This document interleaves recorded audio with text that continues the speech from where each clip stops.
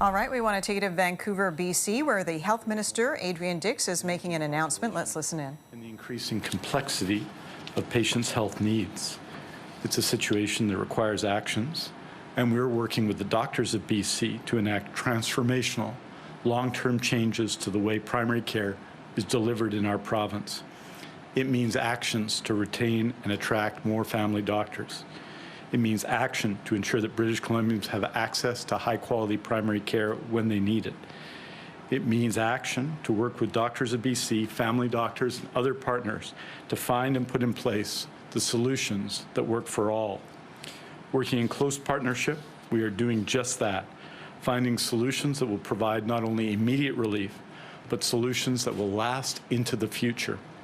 It's critical, essential work, and it demands time and care if we're to get it right. Work is underway on a new compensation model, but we know that solutions and supports are needed now.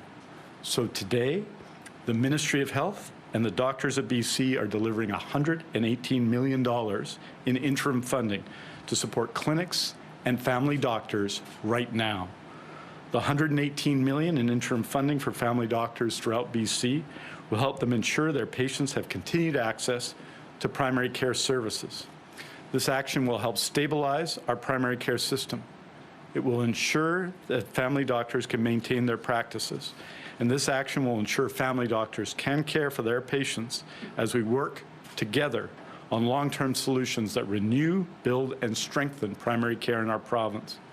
Over 70% of all family doctors working in BC, that's approximately 4,580 family doctors, can access this funding. This action on interim funding is key, but does not stand alone.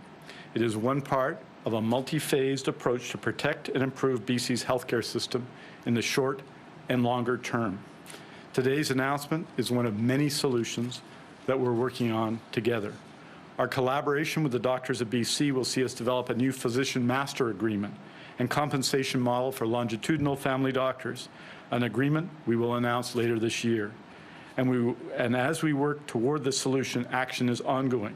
Discussions are underway, and through this, general agreements have been made on key components of the new payment model. Agreements include compensation based on the time spent by family doctors in providing primary care services and patient encounters, as well as complexity and attachment. Action is underway in developing additional measures that support and improve patients' access to primary care. This includes recruitment and retention of healthcare providers, and it includes additional resources for increased training capacity. These actions are ongoing, and this progress is being made, and we will report on our achievements as they are ready to launch. Ensuring British Columbians get the ongoing primary care they need means supporting BC family doctors in the ways that help provide the quality care patients rely on. It's that work and working together on it that will make the difference that patients and their family doctors are counting on.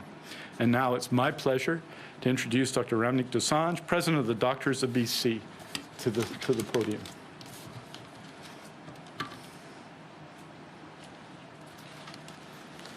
Thank you kindly, Minister Dix.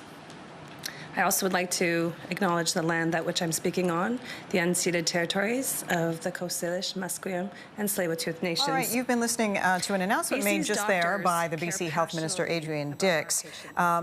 The province hoping to address the family doctor shortage. About 1 million British Columbians do not have access to a family doctor at this time. So the provincial government and Doctors of BC, that's the organization representing physicians in that province, going to provide $118 million in short-term funding to help provide stability to those family doctors who are struggling, and some of them considering leaving the profession, if not the province as well. So the funds will be allocated to support family doctors and medical clinics with their operational business costs, and the program set to begin on October 1st.